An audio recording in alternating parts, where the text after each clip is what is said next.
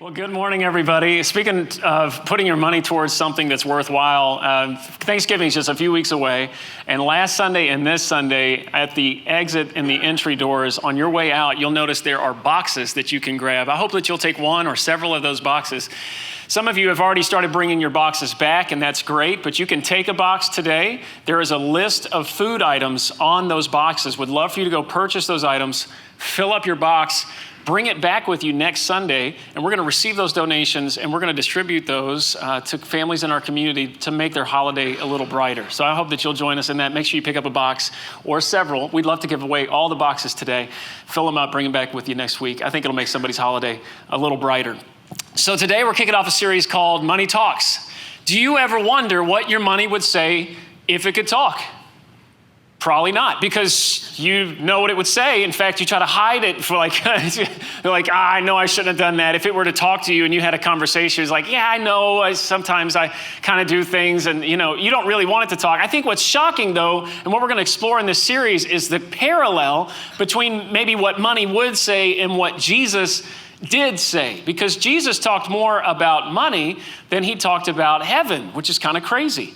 We have about 30 parables that Jesus is credited with giving us, or at least we have recorded in the Bible. I'm sure he gave more, but those are the ones that have lasted through history. 16 of those, over half, are about money.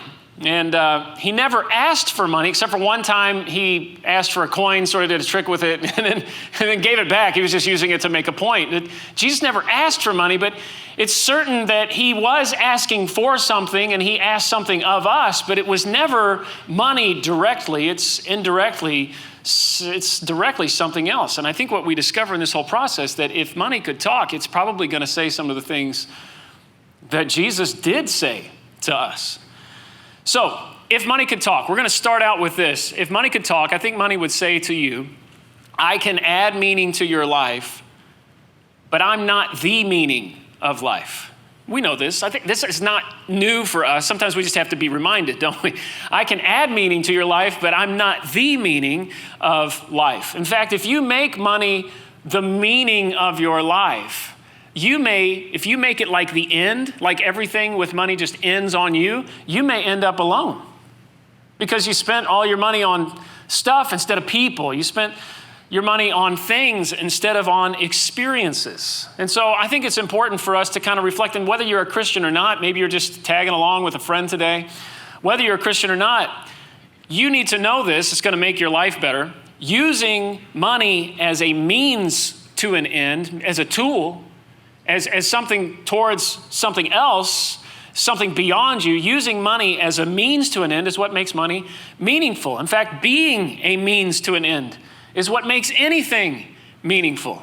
This is why we don't like Segways. You guys didn't get that.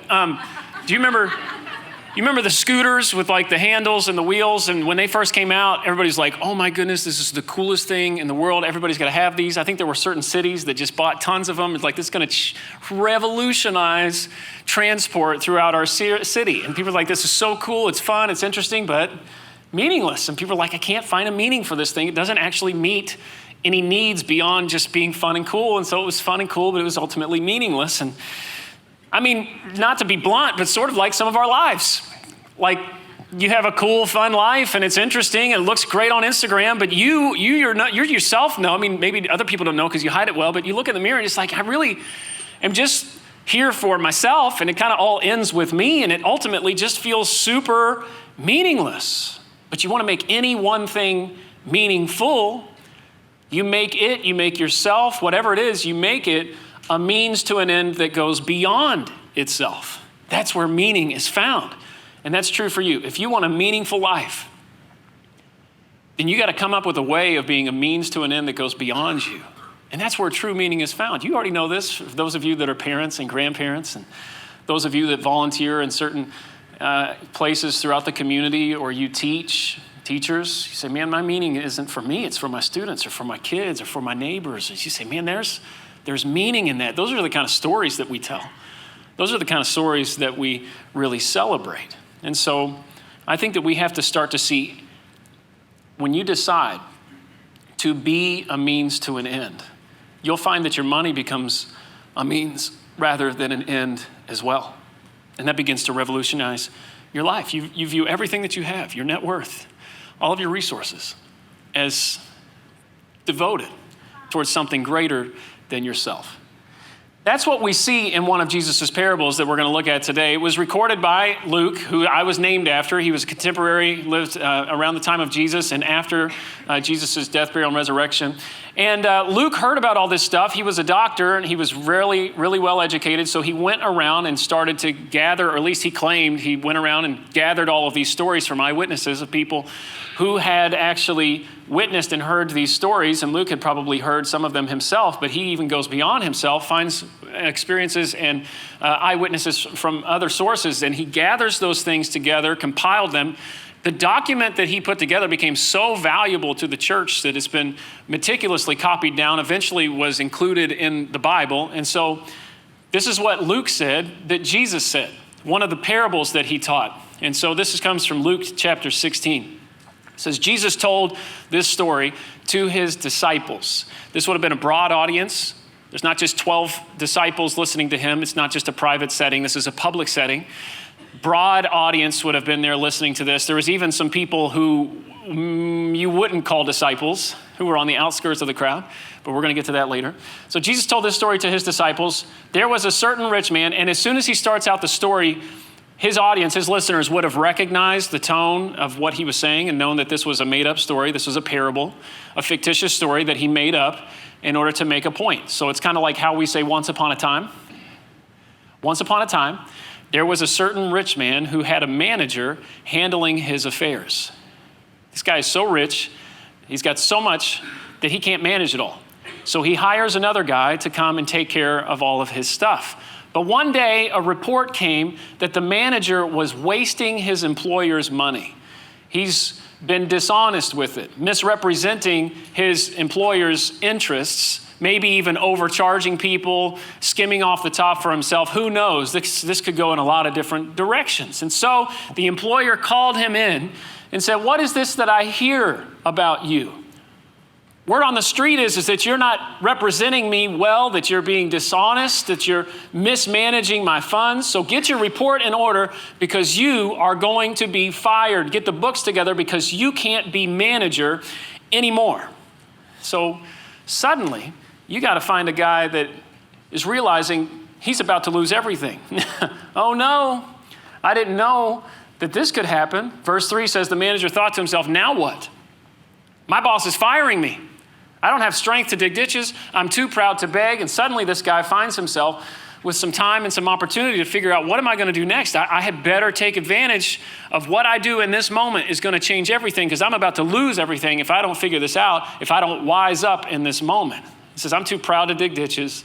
I don't have this, I'm too proud to beg. What am I going to do? Verse 4, he comes up with an idea. I know what I'll do. Pay attention. To ensure that I have plenty of friends who will give me a home when I'm fired, because I've just made an enemy out of this friend that I used to work for. So I better make some new friends so that when I get fired, I will have a place to go. I will have somebody to turn to when this thing hits the fan, because it's about to, or it already has, right? So he invited all of those who owed money to his employer to come and discuss the situation. He says, hey man, how are things going? Man, they're going okay. Why don't you come in? Let's talk for a minute. I was just thinking of you today. It's just, it just randomly popped up in my head. Would you come in? Let's talk real quick. He asked the first guy. So there's two guys that are pointed out in this story. I'm sure there were a ton of people who owed his master money, but he asked the first guy, how much do you owe my master? And he goes on and he says, well, I owe him 800 gallons of olive oil, which is a lot of olive oil.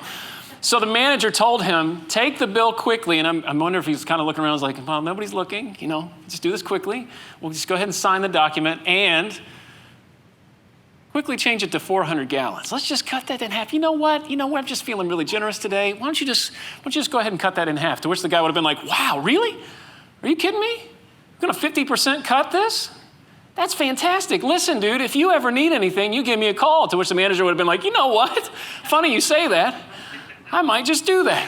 He goes to the second guy. The next guy says, how much do you owe my master, my employer? He asked him. I owe him 1,000 bushels of wheat, was the reply. Well, you know what? Let's just do this real quick. what's the saying? Take it and change it to 800 bushels. He gives him a 20% price cut just like that. Before anybody sees, let's just cut this down because I don't have too much time. We got to take a little advantage of what's going on here. You don't need to know everything that's going on, but we're just having a liquidation sale today. Let's go ahead and wrap this up, finish out the account. That would be great. Now, as the audience, you and I listening to this story, and Jesus is telling this story to a mixed audience, not just disciples, but even people who didn't like him on the outskirts. We're going to get back to that at the end of the message. But there's mixed emotions, mixed reactions to this story, because if you're the kind of person who owes somebody money, how many of you have any or have had any student debt that you owe to the university that you went to? Wouldn't it be great if they just call you up and say, hey, listen, we're just going to cut that in half? Wouldn't it be great? You're like, that sounds like a pretty good idea. Now, if you're the person who is owed money, you're thinking, no wonder this guy got fired. What a crook. He's no wonder he's on the outs. He's misrepresenting everything. So the guys in the story, they say, thank you so much. Listen, if you ever need anything, give me a call. The manager's like, I might just do that. Maybe sooner than you think. Now, when the rich guy finds out, because you know the rich guy's going to find out, it says the rich man. And you think, or at least I would think, especially the first time reading this story, I think the rich man's going to have the guy arrested.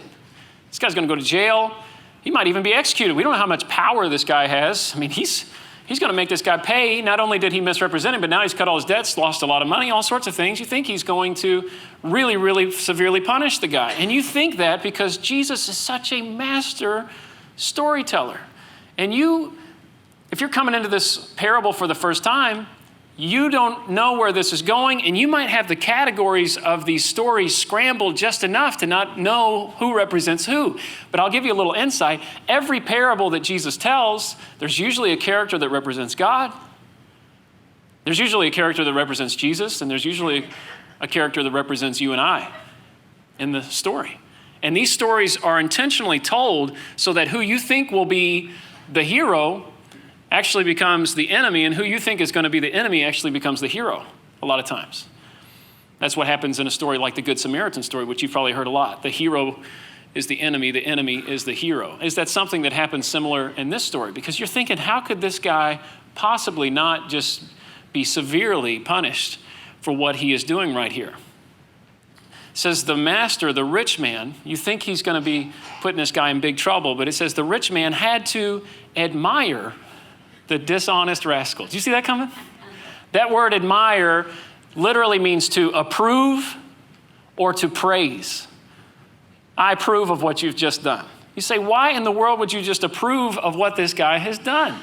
He has just lost you a ton of money. He has changed what was actually on the books.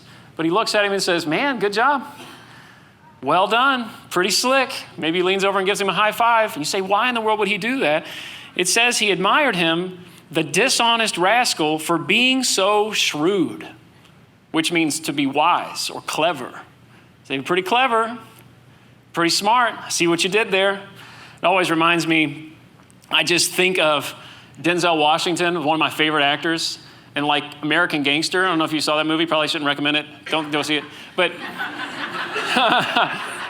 But there are these moments where the deal just went wrong and it didn't go the right way. And Denzel, you think he's going to be really mad, and he leans into the character and he smiles. And what does he say? My man. My man. None of you, did you see that movie? That's what happened right here. The employer leans in and says, my man, you have wised up. And you and I and the audience that's listening to Jesus were confused. You say, wait a minute, this guy should be in trouble. Why does the master admire him and praise him? What's going on? And Jesus has us right where he wants us. And in this moment, he says, let me tell you what's going on. Verse 9, here's the lesson. Here's the lesson to this made-up story in order to make a point. Use your worldly resources. So use them. It's a tool, meaning that it's a means to an end that is beyond you. Use worldly resources, to which you might say, what other kind of resources are there? Now we're paying attention. There's worldly resources and then there's something else. But use worldly resources to benefit others and to make friends, which is what the manager in the story did. Then, when your possessions are gone, because they will be gone, actually, you'll be gone at some point, right? You will die. You can't take it with you. And so when this is all gone, those friends will welcome you into what Jesus calls an eternal home. What is that all about? I don't really know. I can't really explain this. And I wouldn't encourage you to take this seriously, except for one thing. After Jesus was crucified, a few months after this, he resurrected. Did you know that? That's crazy. And anytime somebody who can predict their death, burial, and resurrection and then goes and pulls it off, when they talk about what happens after you die, you and I should pay attention. Because he's pointing out something here about how you handle what you have here and now. And the way that you handle it here and now will affect what you have there and then. And I don't know exactly what that looks like, but I'm just saying Jesus is pointing out, use what you have now, and it will greatly affect where you have to go, what you have, and what is a part of there and then, even after this life, so that you'll have someplace to go, someone to turn to. That's really, really interesting. So according to Jesus, money is a means. It's a tool. You and I should pay attention to what he's pointing out to us here. It's a tool in a way not only to help people here and now, but to make sure that you have what you want in the next life, in the resurrection and in the eternal heaven. So money is not the end. Money is a means to an end that goes beyond us and beyond this life. Somehow, your right now resources, my right now resources, have the potential to make a forever difference. And yeah, we can't take it with us. We all know that. But this is a way for you to have something to show for it after this life is over. Some of you are like, this is crazy. It is crazy. I think Jesus is right. Maybe you don't, but if he is, I think he is, then you and I should start to view everything, not just a percentage or a portion of what we have, but everything that we have as a means to an end that goes beyond us. It's to potentially do something for others that actually is what the master wanted us to do the whole time. You think that your master or that God has a different expectation for you, and here Jesus is really fleshing out that your master, your God, really wants you to use what you have to bless others in a way that will make them grateful to the true master, the one who is really in charge. So, whether or not you are a Jesus follower, I'm going to point out something right now that if you can answer the question, it's going to bring more meaning to your life. You say, I don't know if I can get on board with all the afterlife stuff and resurrection. That sounds crazy, but I'm telling you, do this, answer this question, and you'll start to pursue meaning in your life. How can I leverage more of what I have as a means to an end that's not me? You answer that question, you're going to start to find meaning in your life, and you're going to start to find passion. And some of the things that you've been chasing and pursuing, you're saying, well, if I get a little more for myself, if I get a little more for myself, if I get a little more, then I'll be happy. And then you get it, and it's like, well, I wasn't happy, so I need a little more. And you get it, and I wasn't happy. Well, maybe if I get a little more. If you start to take that little more thing and start to give it and send it, your heart's going to follow, and you're going to be like, man, I'm so glad. Look at the stories. Look at what came out of that. That's powerful. That's beautiful. That's meaningful. Spend it all on yourself is unfulfilling, hollow life. I mean, we see that theme in movie after movie after movie after movie, and still you don't believe it. It's like, well, yeah, but it hadn't happened to me, so maybe I need to get rich, and then I could be in the movie, and they could talk about how depressed I am because I have all this money in the world, right? It is. But you use it for an end that's not you, that's not me. Man, it feels good. Kathleen and I, my wife and I, we are not money managers. I know some really good money managers. If you want some people to help you with investing and all that stuff, I will send you to them because they're better at it. But we try very hard to have a budget. And what we do, first thing when we get paid is we have a percentage that we give to the church and to what we love. Then we have a percentage, number two, that we put towards savings because we feel like investing in the security financially for our kids and our future is important. And then we have a percentage that we've chosen to live off of. That order. Give, save, live. And it seems to be working out really well. It's, however, a lot harder to do than to say. Now, I know it sounds simple, give, save, live. It's a lot harder to actually do that because you got to sit down and figure out what percentage of my income am I going to live off of. But I would encourage you, listen, I would encourage you to decide ahead of time what percentage of your income you're going to live off of. You should decide that ahead of time because guess what? This is really profound. You're going to live off a percentage of your income anyway. whether you decide it or not. And if you don't decide, you're just going to let your appetite and your lifestyle decide what percentage of your income you live off of, and you're going to end up living off of like 105% of your income, which is meaning that you're spending more than you even made. And that's why credit card debt and all sorts of stuff builds up in our lives, because we're spending more than we make, because you're living off reactively your appetite. You're letting those things decide for you. So why not decide, instead of letting your lifestyle and circumstances decide for you what you're going to live off of, why not decide ahead of time? And yeah, it's going to take a little sweat equity, but I think that you're going to find it's a really shrewd way to live. I get paid, I give to what I love, I save, and then I live. My man, right there. That's smart. That's shrewd. And what happens over time is that you turn your stuff into stories. Nobody messes the stuff. You don't. The stuff that you have right now that you love, Christmas is coming. You're going to get more stuff. Next year, you're going to get other stuff. You're going to forget about the old stuff and get new stuff. It's going to be great. You forget about the old stuff. Nobody messes the stuff. But the stories you get emotional about when you tell some of the stories, right? How you said no to some stuff so that you could be generous to somebody that you care about, that matters to you. Man, the stories stick with you for the rest of your life. They also stick with that other person that you helped in their time of need. It's important. And I also want to say to those of you who specifically give money, first off, let me say, give to what you love. And some of you love this church, a lot of you. And those of you that give to support Compass NRH. In fact, let's go even further and say some of you who were a part of the launch of Compass North Richland Hills campus almost 2 years ago. Can you believe, those of you who were there for that, can you believe that was almost 2 years ago? In January, it's 2 years since we launched this campus. And you and I that were a part of that launch and that we gave towards that launch, we left a big church with a really nice building and a great sound system and a huge kids area to come to a rec center. And we bought trailers, and we didn't buy a truck because we used the old truck, and we bought cases, and we've just started to set up in here. And it's been kind of a crazy experience, hasn't it? Would you just look around? I know this is going to be awkward, but would you just look at the people around you? I want you to make eye contact and say, I don't know these people. Who are these people around? This is weird.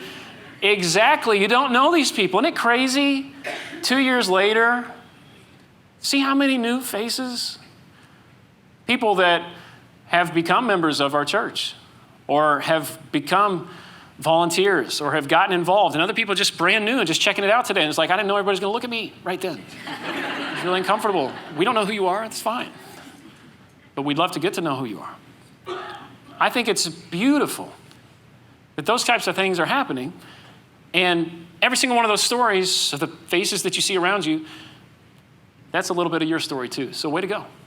Every child that comes to faith in this campus, every baptism story, every mother who is invited and finds community here, every new family that comes and gets their kids plugged in and their kids start to learn that God loves them and that they can have friends that aren't bullies, every mom who drags a teenage kid, every wife who drags her husband, every single one of those stories is your story for the rest of your life. So way to go.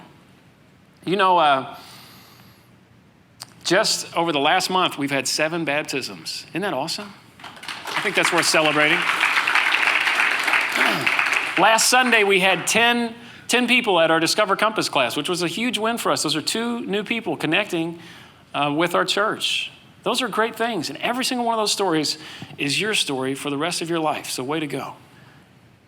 And what you know is, got to pay the bills and all this stuff, and things are calling, and I've got stuff in the mail, and da-da-da-da-da-da. Yeah, but I just decided I wanted more stories than I wanted stuff. How do you answer that question for yourself? Do I want more stuff, or do I want more stories? Jesus said that money's a tool that can bring more meaning to your life when you use it as a means to an end that goes beyond you. What do you want people to celebrate about you when you're gone? Start making it happen. But that's not the only point of Jesus' story. Verse 11, he says also, he's leaning out into this crowd. He's just told this crazy story, and he leans into this moment. He says, if you are untrustworthy with and about worldly wealth. Who will trust you with the true riches of heaven? We say, what is he talking about now? Worldly wealth versus true heavenly wealth. What are the two different things going on here? Again, he's pointing out how you handle what you have here and now will affect what you have there and then. And so in some way, shape, or form, money is a test, to which you might say, but wasn't the guy in the story untrustworthy? Isn't that exactly what Jesus is talking about? And I want to point out here the key verse, verse 13, to pay attention to who's in charge and whose interests are you serving. Verse 13 says, no one can serve two masters, for you will hate one and love the other. You will be devoted to one master and despise the other master. And then he points it out. He says, listen, I'm not even going to be ambiguous. I'm going to shoot straight with you. You cannot serve God and be enslaved to money. You cannot serve both of these two things. We're going to lean more into that next week, but he's pointing out here, you can't serve two masters. You think back to the beginning of Jesus' story where we have a guy who was not serving his master's interests. He was mismanaging and not doing what his master wanted him to do with his funds. And he was maybe overcharging and cutting off the top for himself. I don't know what all he was doing. But then he learns that it could all be taken away, and he realizes who the real master is. It's not him, and that threat causes him to wise up. He starts to cut debts, and in doing so, repairs the reputation of the master in the business with the community. And I wonder if other people started coming to the master and saying, hey, listen, your manager really gave me a huge break. I just want to say thank you. And listen, if you ever need anything, let me know. I will work for you for the rest of my life. Thank you. You don't know what this has done for me and my business and my family. And the master starts to put two and two together and says, my manager has wised up. My man, shrewd, wise. And you start to realize this is a master whose intention is actually to forgive you and for you to use what you have to forgive others, not just financially, but in life. We have a God whose goal is that we would use the grace and the resources that have been given to us to spread forgiveness and mercy, and as a result, joy. So I think it's time for you and I to wise up. The money in your pocket, not yours. And the car is not yours. And the garage that you park your car in is not yours. And the house is not yours. The bank account, the tickets, the shoes, not yours. They are your master's. And it's not that he doesn't want you to have those things. He just wants you to use them for his kingdom. So you got to decide today, maybe as a test, sort of starting to pay attention, whose kingdom am I devoted to? The bookended kingdom of this life. I was born, I will die someday, and everything that I have, I can't take it with me. Or the kingdom that goes beyond this life. Which kingdom are you devoted to? Because money is a test. And I think if your money could talk, your money would say, I'll still be here when you're gone. I will. I'll still be here when you're gone. And if you're going to leave it behind, you don't really own it anyway. You're just managing it for a little while. And maybe the question is, who are you managing it for? Now, if this entire universe is just an accident, a cosmic eruption just caused all of this, and we don't really know why anything exists, and everything is predetermined in our biology and all that stuff, then I don't know how to answer this question for you. But you know you can't take it with you. Everybody knows that. Nobody argues with that. But if in the beginning, God created the heavens and the earth and made us as a species stewards and gave us a little resources and opportunity and time to manage, then it all starts to make really perfect sense. It's all his. And I get to use his stuff as a means to an end that goes beyond me and that serves his purposes. A God who is different than any other God we ever hear about or know. A God that literally comes in the person of Jesus Christ, pays the debts of mankind to save us from our sin. That's our master. And he wants us to use his resources to love others in the way that he has loved us. So, where do we start? And some of you think, Luke, you just want my money. You're going to have to draw your own conclusions.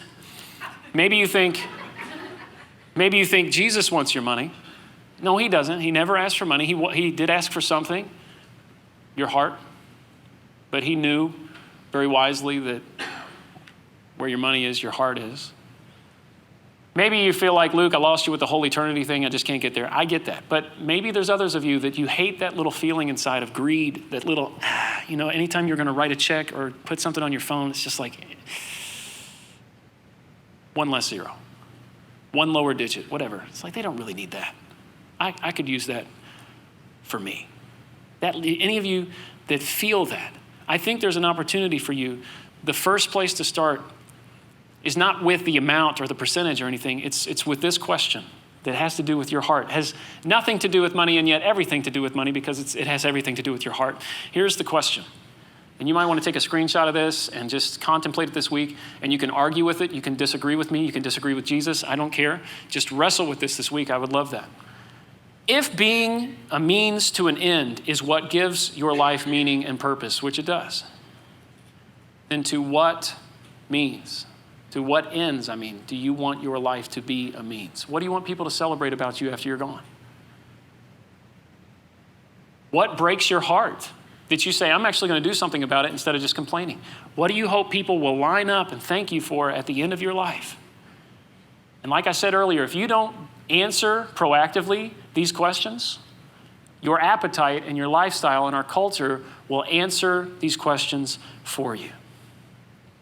Now, I know that none of you would choose this, but if you let your appetite and your lifestyle choose the answer to this for you, your life is going to look like this. Your money will say, what is the ends to which I want my life to be a means? Accumulate, consume, upgrade, fashion forward, house full of stuff. We are going into the battleground season for this right here, right? We're going to go into the holidays and we're all going to be waging war towards accumulation and consumption and upgrades and fashion forward. We're thinking that this stuff's going to satisfy our life. But if we were to proactively guess and decide ahead of time, we would say, no, this isn't me. Nobody chooses this. This is just what happens when you don't choose ahead of time. I'm not saying you can't live off of what you have, enjoy it. I'm just saying you should decide ahead of time what you want the ends to be, because if you don't, you will end up with a list like this, and this is what your money would accurately say about you. Now, there's others of you that look at this list and you say, man, that used to be me. That used to be me. I used to be all about accumulating and consuming. It was just a hollow way to live, and I always wanted more, and my appetite just grew and grew, and the more I got, the appetite just got bigger. That used to be me. But then somebody invited me to church. And I heard about this Jesus guy and a different way to live, and I started trying it out. I was like, well, this sounds interesting. It sounds better. And it was better. And these habits started to change in your life. And now if you were to put a list up there, you'd say, man, it's complete opposite of this list. And maybe as you're sitting there, you even think about somebody who needs to hear this. It's like, man, their life is all about this right now. What a freeing thing it would be if they could learn and discover there's a different way to live. But then you think, it's a money series. I'm never going to invite them to that. But then you look up here and you think, that used to be me. And it's them right now. And you know that maybe their marriage is struggling so much because of arguing about finances. You know that's one of the number one reasons why people get divorced, right? Finances. And you know that this would save their marriage. Or you know the kids that are just completely spoiled and materialistic, and their heart is so taken over and mastered by greed and money. You say, man, we got to teach children so that they're not mastered by money, the love of money. Or maybe you have a friend who's so buried in debt right now that they just can't get free. And you know that what we're talking about, would change their life more than anything. Invite them next Sunday. Trust me with your friends. And I will do my best to introduce them to a new way of life that could completely change everything about their passion and their heart and what they value. It would make them have a meaningful life instead of a life that they regret. Because nobody wants to have this on their epitaph. She ate, she drank, she married, and then she died. That's not a meaningful life. That's a poorly lived life. That's not a legacy. So let's get this right. There's a way for us to live where you can have meaning and you can start to invest in what's to come. Because if you live for yourself, you only have yourself to show for yourself, along with some stuff for people to fight over when you're gone. About a month ago, there's a great woman in our church, Kendra, who herself has a lot going on, but she was on the Facebook community page for moms in her community. and noticed that there was another mom on there who was looking for a church home. And so she invited her to Compass North Richland Hills. And this mom had twins. She has twins. It was kind of cool how that came together. She came, and I got to meet her after the service. She came up. I got to pray for her, and she even went to Discover Compass that day. It was really great. But I learned some tragic things about her life. About 2.5 months ago, her husband died from a brain aneurysm, leaving her as a single parent of twin babies, trying to figure out how to pay the bills, incomes, all that stuff. And she's just looking and longing for a church community and for hope and for the presence of God in her life and for some care and comfort. I think she's going to find it here. I hope she does. But the reason why that's even a potential is because Kendra is living beyond herself, right? Your life is not just about you. You're here for someone else and for something else, much greater. Don't let your life end with you. Be a means to an end that goes beyond you. Now, at the end of the story, it says that there was this group on the outskirts listening to Jesus' story, the Pharisees. If you don't know who the Pharisees are, the Pharisees did not like Jesus. Let's throw up the Pharisees right there. The Pharisees, always kind of tracking Jesus, sitting on the outskirts of the crowd. They don't like him. They often speak up and try to catch him and entrap him so that they can turn the crowd against him. And it says here at the end, the Pharisees, who dearly loved their money, heard all of this and scoffed at him. And do you know what their names were? Yeah, me neither. So let's get this right. We're going to pick up there next week. Thank you, guys.